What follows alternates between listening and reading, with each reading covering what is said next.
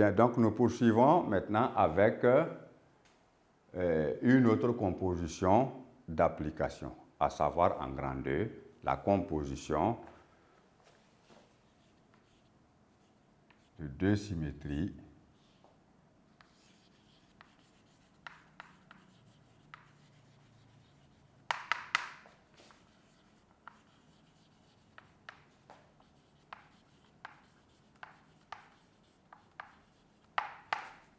orthogonales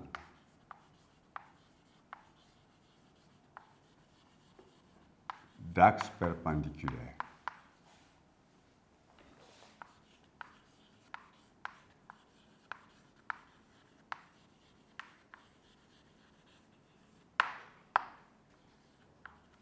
Voilà.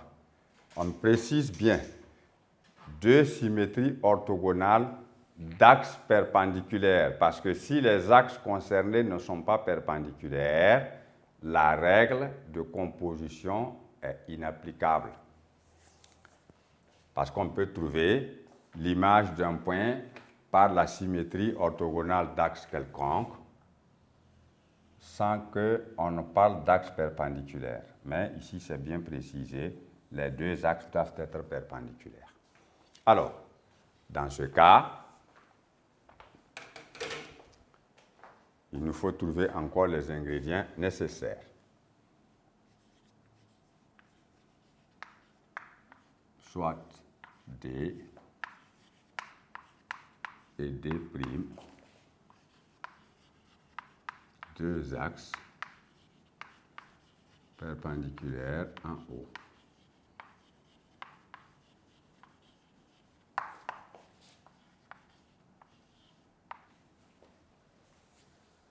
Alors, nous allons placer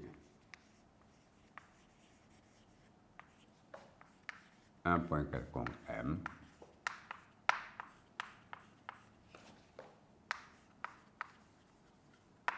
puis nous allons construire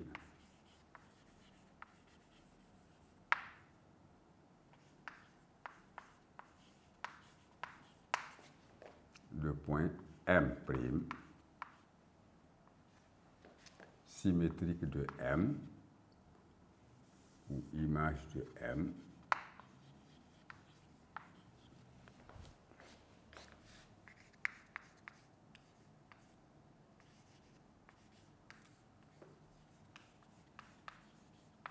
par rapport à D.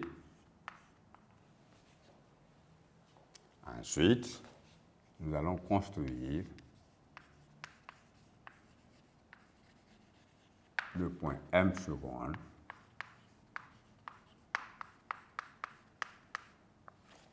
image de M' par rapport à D'.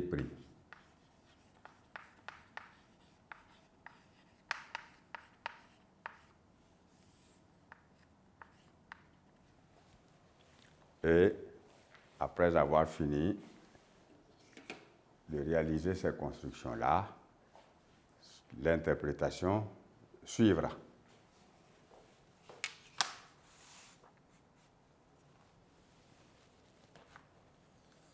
Voici un premier axe que nous allons appeler donc D.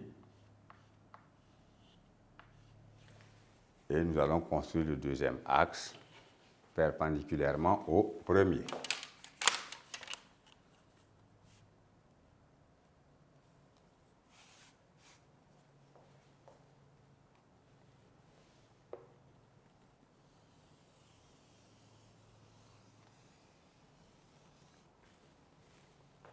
Nous voyons bien que les axes D et D' sont perpendiculaires parce qu'ils se coupent en formant entre eux un angle droit, dont le sommet est le point O. Bien, maintenant, nous plaçons un point quelconque dans ce plan-là. Plaçons-le ici où nous voulons. M. Alors, nous allons construire maintenant d'abord l'image du point M par la symétrie orthogonale d'axe D, dans un premier temps.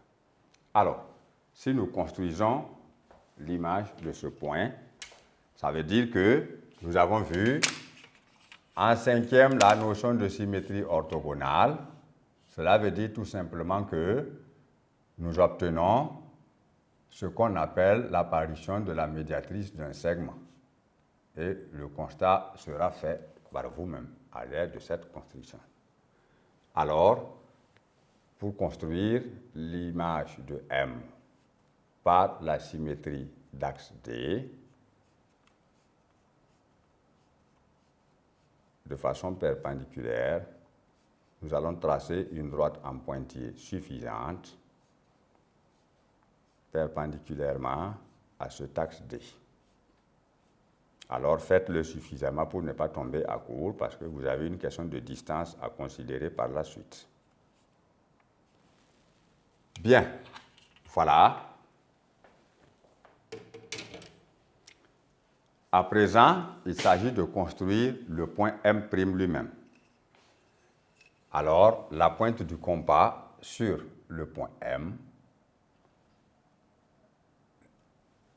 la craie ou le crayon sur le point d'intersection entre la droite en pointillé et l'axe, et par la même opération, nous coupons la droite en pointillé par un arc de cercle.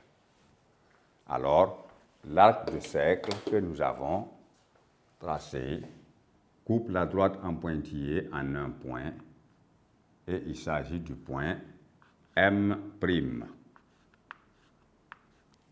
Et nous voyons ici que M' est tel que M' soit perpendiculaire à l'axe D. Voilà la première partie de la construction. Deuxième partie de la construction, nous allons composer maintenant avec le deuxième axe D', en construisant cette fois-ci l'image du point M' que vous voyez par la symétrie d'axe D'. Alors, l'opération de construction est la même que précédemment. Alors, l'équerre doit être perpendiculairement placé contre l'axe D', et nous allons mener maintenant une droite en pointillé passant par M' et qui soit perpendiculaire à l'axe D.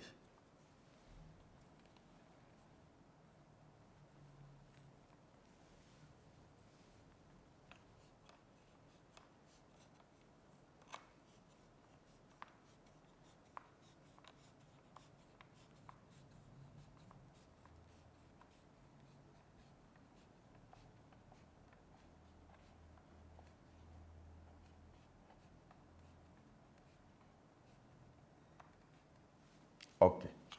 Alors, cette opération étant terminée, il nous reste maintenant à construire le point M' à travers la même opération que précédemment, en utilisant donc le compas. Alors, nous voyons bien que la droite en pointillé coupe ici l'axe D' en un point bien déterminé que nous voyons. Et nous prenons cette longueur de M' jusqu'à ce point situé sur l'axe D', ainsi qu'il suit avec le compas. Alors, la pointe du compas sur ce point d'intersection de la droite en pointillé avec l'axe D', et nous coupons la droite en pointillé donc par un arc de cercle. En coupant donc ici cette droite en pointillé, on obtient donc ici le point M',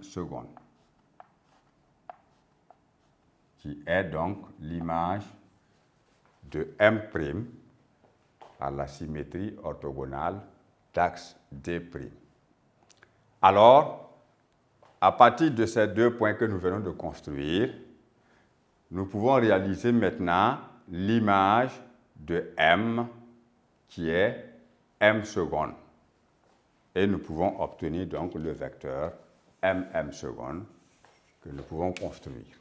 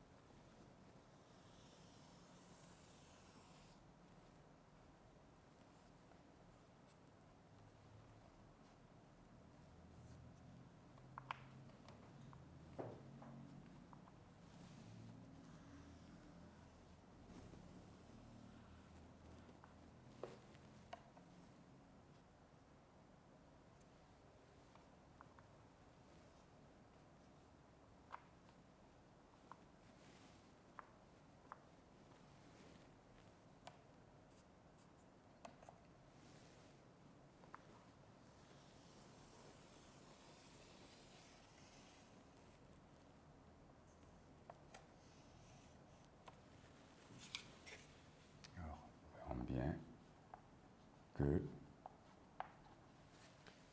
on obtient le vecteur M secondes,